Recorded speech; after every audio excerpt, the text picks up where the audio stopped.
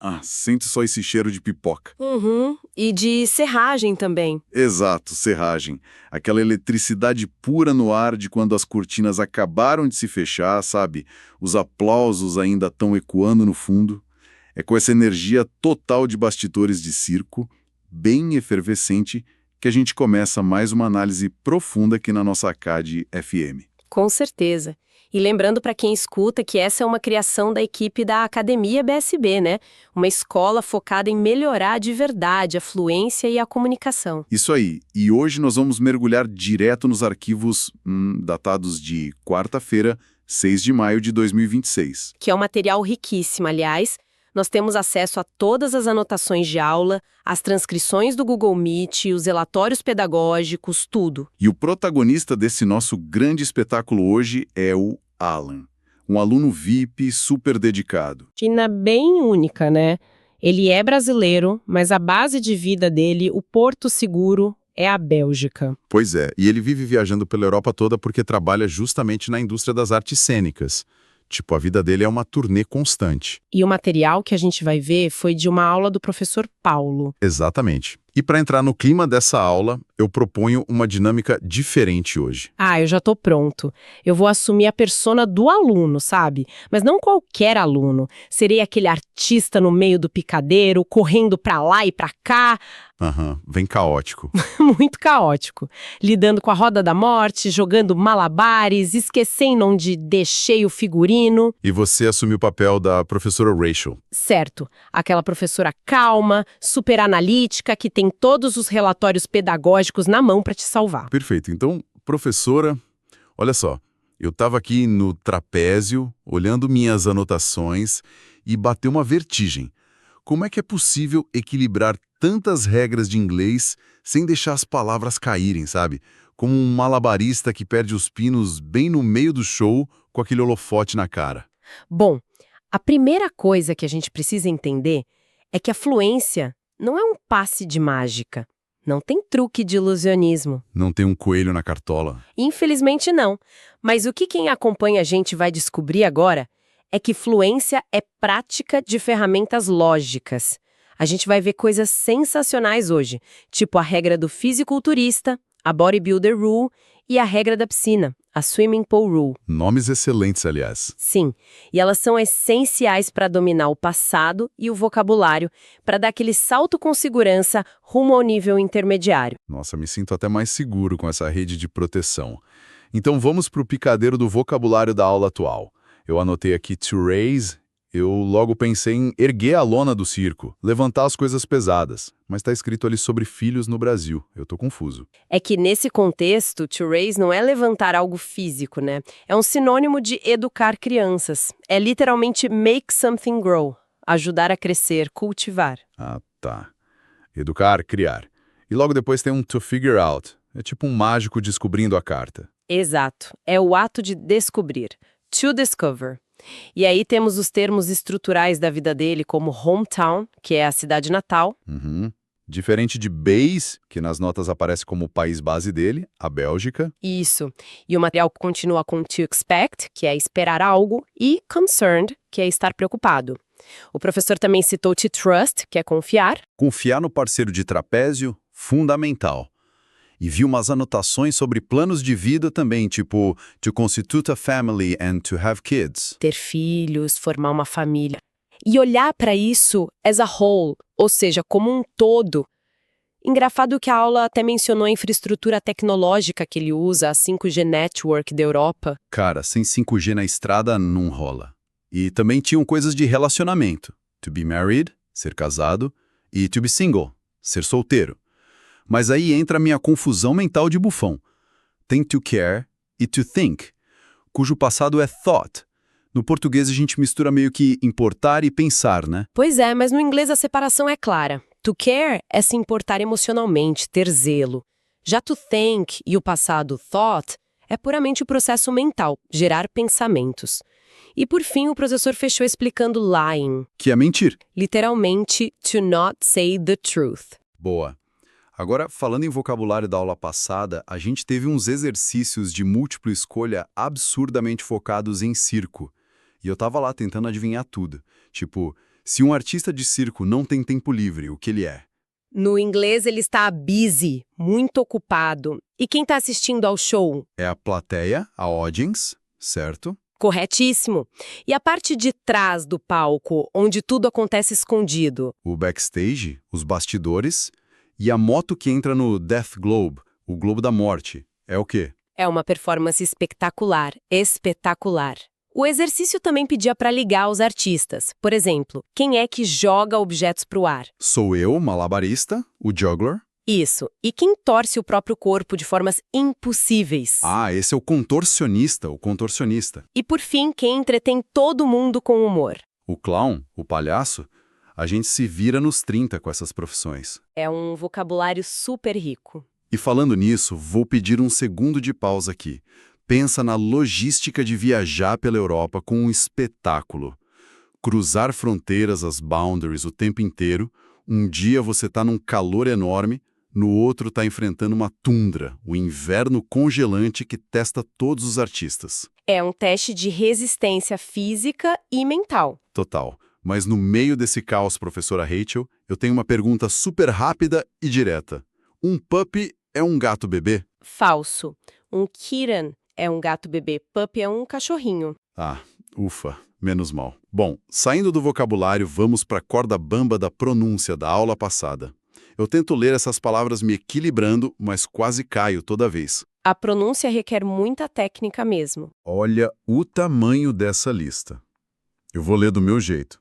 Sea, rivers, ubiquitous, conquered, sovereign, vanquished, through, acquire, longer, arbitrary, entirety, literally, occasionally, possibly, marathon, engineers, boundaries. Nossa, quase perdeu fôlego aí. Mas vamos focar na fonética e em como posicionar a boca, que é onde os alunos mais derrapam. Pega a palavra ubiquitous, Eu sempre quero falar o bem aberto. mas não pode. Tem que começar com o som de Y, tipo ubiquitous. E o outro tropeço clássico é vanquished. Esse final com ED me quebra, fica vanquished. Não, o ED aí soa como um T seco, porque o som antes dele, o sh, não vibra as cordas vocais. Fica vanquished. Uau, a boca literalmente muda de formato. E na aula atual, o professor Paulo falou de similaridades falsas. Ah, os pares perigosos. Sim, eu anotei desert e desert. Para testar, eu criei uma frase na minha cabeça. Eu comi um dessert depois do jantar. Você comeu areia, então. Exato. Porque se eu boto o peso da voz no começo, desert é deserto. Mas se eu jogo a força lá pro final, Isso, desert, com som de Z suave, aí sim é a sobremesa. A sílaba tônica muda tudo. que loucura. Outro trio que o professor comparou rigidamente na fonética foi others, olders e otter. Sim, e aqui a gente mostra o que o som não poderia ser. Em others, que significa outros, você tem o TH vibrado com a língua no dente. Aham. Em olders, mais velhos, o lábio arredonda num O bem forte, marcando o L. Já em otter, que é a lontra, A lontra não tem nada a ver. nada. É um ataque curto, otter. E o T bate no céu da boca, otter. Não dá para confundir se a boca estiver no lugar certo. E o professor também falou de presente e passado com come e came, ou become e became. É o sorriso entrega ao passado. Em quem a boca abre lateralmente. Exatamente. O som de A exige esse sorriso. Sensacional.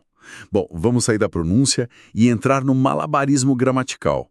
Uso da língua. Certo. O material propõe uma encenação rápida com umas expressões de tempo.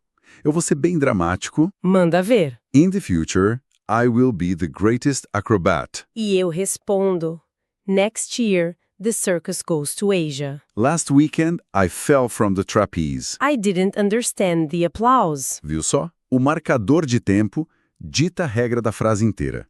Mas, falando em regras, a parte de gramática, com o caso possessivo, aquele apóstrofo S, é de fritar a cabeça. Mas a lógica do professor Paulo ajuda a simplificar muito as árvores genealógicas. Ele citou a família Harris. A gente em português enrola muito, né? Falaria o nome da mãe da mãe da mãe. O inglês não aceita isso. Jamais diga mother's name. O correto e simples é usar great-grandmother's name. Você consolida a família inteira em um só termo e usa um único apóstrofo S. Bem mais eficiente, não cai pino nenhum.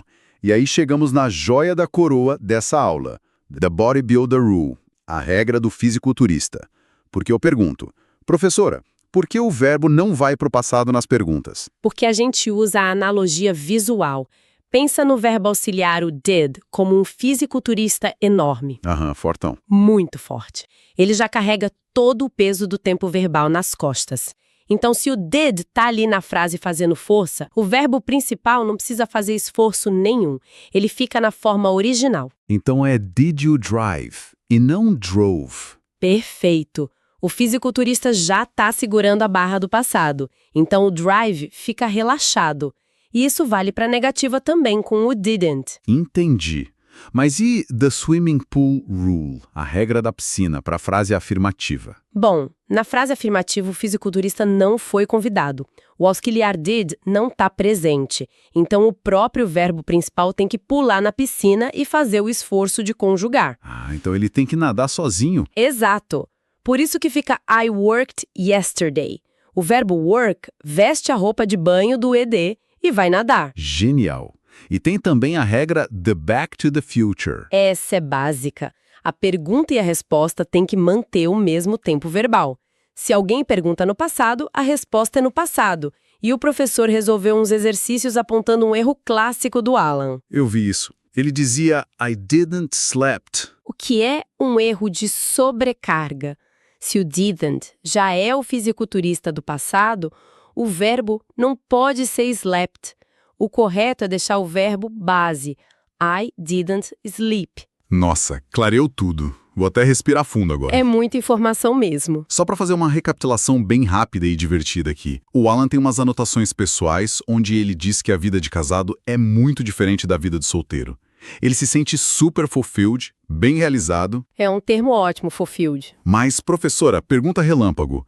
Se eu pergunto no passado, eu respondo no passado? Sim, absolutamente. Maravilha. E pegando esse gancho do desenvolvimento do Alan, eu preciso comentar sobre o desempenho dele. A evolução tá fantástica, dominando essas regras do fisiculturista e da piscina e usando esses pendrives mentais para memorizar, ele tá pulando dos níveis básicos A1 e A2 direto para o nível CFR B1. Em menos de 6 meses, cara. Sim, é o caminho certo para a fluência. É de aplaudir de pé. Mas agora, as luzes diminuem e a gente vai para a leitura dramática. O reading com o texto Mother's Words. Eu preciso ler isso na íntegra com a voz de locutor principal do circo. O palco é todo seu. Lá vai. Emily's mother was driving. She was a good driver. She drove slowly. She stayed away from other cars. She did this because I can trust myself, she said. But I can't trust other drivers. They don't care about the people around them. They're only concerned with their own safety. Que tensão! E continua. Emily thought about her mother's words for some time after. She thought about them in her bed that night. She thought about them at the breakfast table the next morning. She thought about them in math class that afternoon. She was thinking about them when Dr. Lear, her math teacher, called on Emily to answer a question. E sobrou para ela. Uau! Leitura muito expressiva. Professor, eu vou ligar o novo Globo da Morte aqui. Para mim, a mãe da Emily é intensa demais. Ela passou uma visão de mundo tão terrível que deixou a menina travada, traumatizada na aula de matemática. Ah, eu discordo. Eu acho que a mãe estava super certa. Sério? Sim, ela estava focada na segurança. O mundo é perigoso, o trânsito é perigoso, e ter prudência num cenário onde as pessoas só pensam em si mesmas é vital. Ela só estava ensinando autopreservação para a filha. É um bom ponto, mas a menina quase parou de respirar na sala. Mas, mudando o idioma agora para o inglês, para responder as perguntas de compreensão como mandam as regras. Why did Emily's mother drive slowly? Because she couldn't trust other drivers and they don't care about the people around them. Perfeito. Agora vamos para a redação, para o futuro da escrita. O writing. O propósito desse exercício era responder What do you expect from the future? O que você espera do futuro? O Alan mandou bem no primeiro rascunho, o first draft. Ele expressou o desejo de constituir família, ter filhos, de voltar para o Brasil para morar com a mãe, com a família e com o marido. O conteúdo estava lá. Tava, mas a forma precisava de lapidação. No feedback do professor Paulo, que gerou o Second Draft, o foco foi corrigir aquele uso excessivo de palavras redundantes. Às vezes, ao tentar traduzir o pensamento do português para o inglês, o aluno repete muitos termos. Sim, fica uma frase enorme. Exato.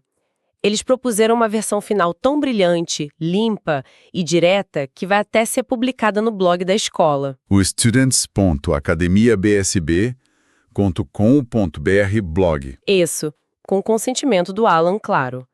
E isso rende as famosas estrelinhas de recompensa para ele. Muito merecido. E do writing a gente pula pro listening, a escuta ativa. Qual era a missão dele aqui? A missão era ter uma visão geral da sessão de escuta, entendendo a importância de usar materiais reais, sabe? Nada daquele áudio de livro didático super lento. Tem que ser material atualizado de falantes nativos de inglês. E o material escolhido foi sorte. Tinha 2 músicas nas anotações. They Don't Care About Us, do Michael Jackson, e Where's the Love, do Black Eyed Peas. Músicas icônicas e muito profundas. Muito. Mas aqui vale um aviso, tá? A gente nota que essas músicas abordam temas politicamente supercarregados. Com certeza. Brutalidade policial, discriminação racial. Referências diretas ao presidente Roosevelt, ao Martin Luther King, menções à CIA, à KKK, e é fundamental deixar claro para quem escuta que nós dois assumimos uma postura absolutamente neutra aqui, ok? Sim, 100% neutra. A gente só está relatando o conteúdo poético e as ideias dessas fontes originais para fins de estudo de vocabulário e de idioma. A gente não endossa lado político A ou B. De forma alguma. A beleza do exercício é justamente dissecar como a língua inglesa é usada para transmitir mensagens complexas no mundo real, e isso nos prepara bem para o próximo desafio. O upcoming scope, o próximo espetáculo linguístico, o que vem por aí. De forma bem vibrante, eu te digo que a gente vai investigar o poder oculto dos sufixos. Nossa, sufixo muda tudo. Muda demais. Vamos ver adjetivos distributivos, como a diferença entre each e every, e também os pronomes recíprocos, para saber quando usar each other e quando usar one another. Cara, isso é muito legal. Quando você bota um sufixo, a palavra ganha uma fantasia nova, muda a classe gramatical inteira. Eu fico incrivelmente empolgado com isso. É a mágica da língua acontecendo. E por falar em mágica, rufem os tambores, por favor. O que foi? Chegou a hora do anúncio das estrelinhas. Os Stars Won Today. O nosso sistema gerou um número aleatório para o esforço do Alan neste episódio e o resultado é 17. 17 estrelinhas para ele. Meus parabéns fervorosos ao Alan. 17 é um número maravilhoso, reflete muito bem as conquistas dele. Um show de verdade. E para fazer uma ponte elegante para fechar a nossa apresentação de hoje, pensando na honestidade dos estudos que o Alan tem demonstrado, Sim. eu lembro de uma artista latina aclamada que surgiu na aula e que resume tudo. Como diria Shakira, my hips don't lie. Os meus quadris não mentem, Boa metáfora. né? E assim como a verdade do artista fica clara no palco, a verdade e o esforço nos estudos mostram nossos resultados reais. Não dá para fingir a fluência. É o suor dos ensaios recompensado. Perfeito. Então a gente se despede por hoje, fechando a lona desse circo maravilhoso, com a energia lá em cima, aquele grande finale com o nosso lema peculiar. Vamos lá. It is not only about the language, it is all about communication.